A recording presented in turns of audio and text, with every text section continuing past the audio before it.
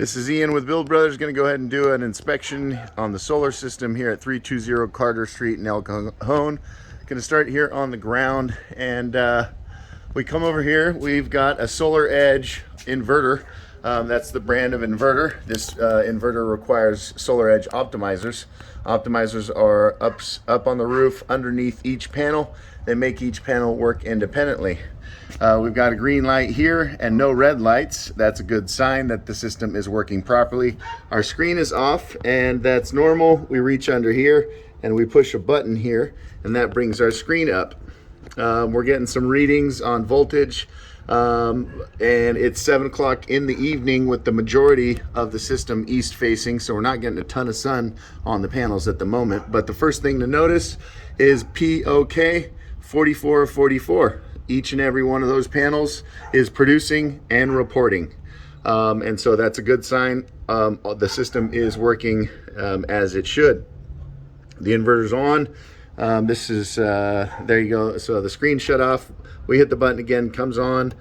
We hit it again, shows us some more values, and we get to day. This system produced 23 kilowatt hours today, and 677 for the month. Off the top of my head, I don't know if that's a rolling 30-day month there, or if that is like calendar days. Good question. Megawatt hours for the year.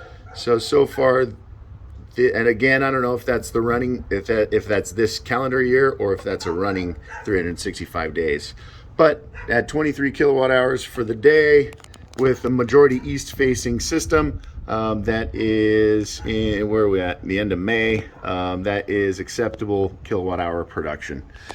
DC disconnect, all very normal. Keep that in the on position. We come over here to the main electrical panel. Based on, we try to find a manufacture date on this inverter, and the Solar Edge does not show a manufacture date. But based on what I've seen on the roof, I've been on the roof already, and this model number, or this model of Solar Edge inverter, I would guess that this system was installed roughly probably 2015 through 2017. This is called an RMA. So this is an adapter that was installed behind the meter by SDG&E to allow for this big of a solar system to be installed. This system is 12 kilowatts. So basically there's 44 panels up on the roof. Each of them are 285 watts per panel. We multiply 44 times 285, and that gives us 12,500 watts.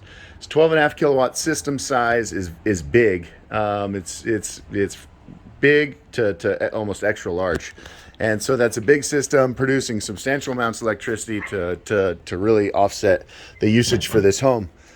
Should be able to power a lot of both air conditioning as well as the pool. This is a newer electrical panel.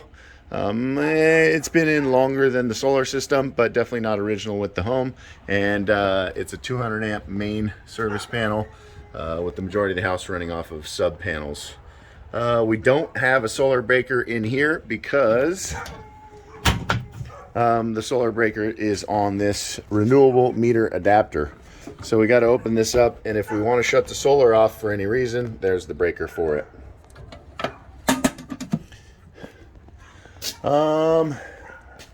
Something's got to be running in the home, because the system is still, I mean, again, it's late and it's barely producing, but it is producing.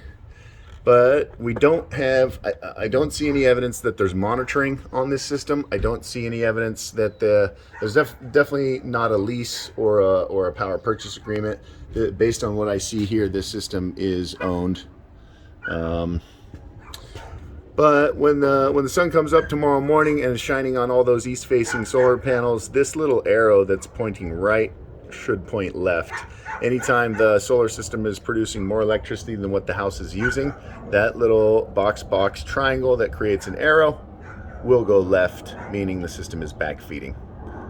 Let's go ahead and take a look. Let's go ahead and get on the roof, take a look at what we see up there. We're on the roof now, And roofing material is a modified bitumen torch down roof. It's in great condition. If I had to guess, I would say that the roof was done right before the solar install originally took place. We've got 34 Silfab 285 watt panels. This is a high quality monocrystalline black on black solar panel.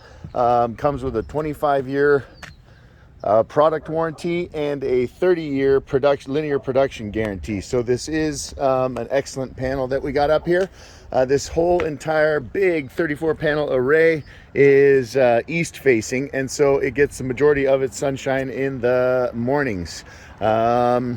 This house just happens to have a lot of east facing roof and only a little bit of west and no south facing roof, and so this second story does throw a little bit of shade onto this array as the sun goes across the sky throughout the day.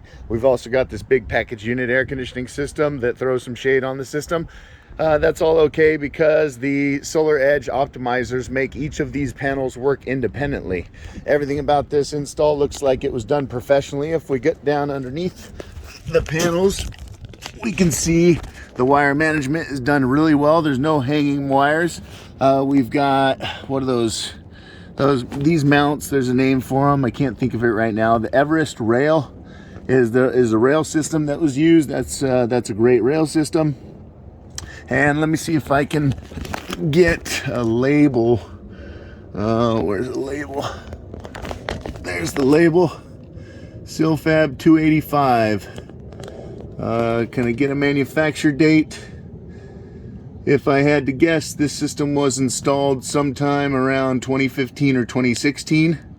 I haven't found any manufacture date just yet, and but that's just guesstimating based on the wattage rating of these panels being 285 watts. So we got 34 panels down here, another 5 panels on this east facing roof plane, and then another 5 panels on the west. Nowadays we like west a little bit better, but still this system is producing a whole bunch of electricity. I'll do the math. 44 panels times 285,